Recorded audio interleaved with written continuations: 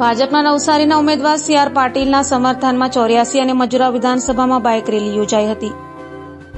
લોકસભા ચૂંટણીના પ્રચારનો આજે છેલ્લો દિવસ છે. રવિવાર એટલે કે આજે સાંજથી પ્રચાર પ્રસારના પરદમ સાંજ થઈ જશે.